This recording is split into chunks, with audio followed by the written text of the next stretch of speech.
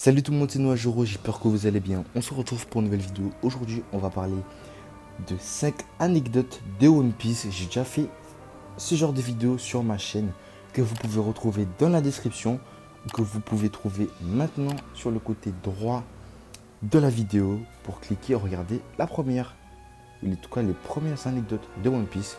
Sur ce, on va commencer tout de suite, mais juste après l'intro.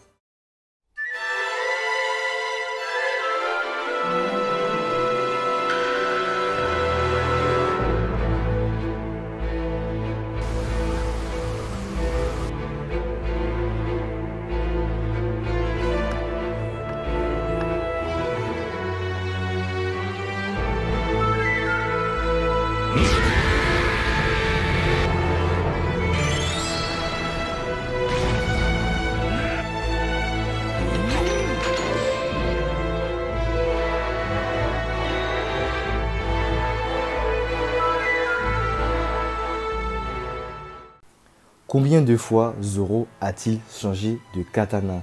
On va essayer d'y répondre directement en parlant tout d'abord des katanas en eux-mêmes présentés dans One Piece avec un système de grade. Donc Meito, le système de grade qui permet de savoir quelle lame, en tout cas quel katana, a été forgé avec le plus grand soin. Donc les katanas les plus connus, comme le katana de Mihawk ou celui de Barbe Blanche, c'est les lames les plus puissantes de One Piece. En gros, c'est pour faire court. Et il y a les Owazamono, donc c'est les lames qui sont juste un peu avant des plus grandes lames du monde. Donc Susui qui était dedans. Et il y a aussi Enma qui est dedans. Donc c'est assez cool de savoir que beaucoup de katanas que Zoro possède étaient dans les Owazamono. Et il y a aussi les Ryo Wazamono où il y a le Yubashiri de Zoro. Mais on va plutôt se retourner du côté de combien de lames possédait Zoro. Le Wado Ichimonji, donc c'est le katana que Kuina lui avait donné dans leur enfance. En tout cas, Kuina qui est morte. Et du coup, Koshiro Ishimotsuki lui aurait donné ce katana entre guillemets en sa mémoire. On va passer aux autres lames que Zoro possédait. À Lockdown, Zoro a récupéré deux katanas. Le Sandai Kitetsu, c'est une lame maudite présentée sous plusieurs formes, mais surtout vraiment présentée comme une lame maudite qui, son utilisateur, serait mort dans la plupart des cas. Et Zoro aurait fait le pari d'envoyer son katana sur son bras pour voir si cette lame lui correspondait ou pas. Et il aurait récupéré Yubashiri et Sandai Kitetsu au même endroit. La quatrième lame que Zoro a possédée est Shisui, donc c'est une lame légendaire que Ryuma Shimotsuki possédait dans sa jeunesse. Il est dit qu'il a tranché la tête de dragon avec et que ça a été le premier épéiste à tourner sa lame en lame noire. Donc c'est un exploit jamais réalisé dans l'histoire. C'est lui qui a été le premier à avoir réalisé cet exploit-là. Et cette lame est devenue le trésor de Wano. Et il disait que ce trésor-là protégeait le pays et que si un jour elle retournerait, elle protégerait le pays encore une fois.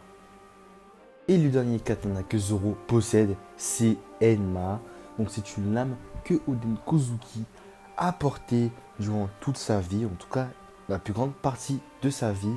Donc Oden était un utilisateur de deux lames, donc du Nitoryu, des techniques à deux lames. Du coup, il utilisait Enma comme référencé comme la lame tout droit sortie des enfers et Ameno Abakiri capable de trancher jusqu'au fond des cieux. Donc c'est le contraste entre ces deux katanas qui était assez incroyable et très compliqué de devoir contrôler ce katana qui nécessite une grande utilisation du haki. Au début de One Piece, à quoi ressemblaient les premières présentations des Yonko? On va essayer d'y répondre tout de suite.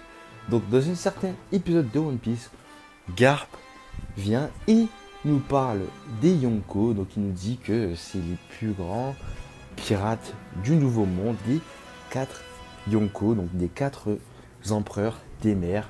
Et là on nous a présenté Shanks et on nous a présenté Barbe Blanche. Mais le visage de Kaido est caché et le visage de Big Mom ne ressemble pas du tout à Big Mom. Bon, on la reconnaît vite fait de son sourire, mais leurs visages ne se ressemblent pas du tout. Et c'est incroyable de voir que Oda a soit caché leur visage, soit c'était leur visage de base, qui les a modifiés au fil du temps. À quel épisode Pudding a été présenté dans One Piece?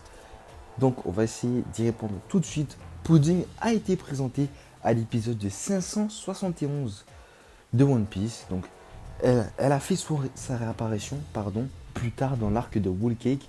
Donc c'est quasi 300 épisodes après sa première apparition. Et je vous assure qu'à cette époque-là, on ne savait pas qu'elle allait être importante pour Sanji et pour Luffy. Donc c'est incroyable de voir que Oda avait déjà prévu qu'elle serait importante pour Big Mom, de par son troisième œil, pour lire les poneglyphes, mais aussi pour Sanji et Luffy, pour que Sanji et Luffy puissent s'échapper un jour de Whole Cake Island. Quelle est la première fois où on voit Luffy utiliser le Haki des rois dans One Piece?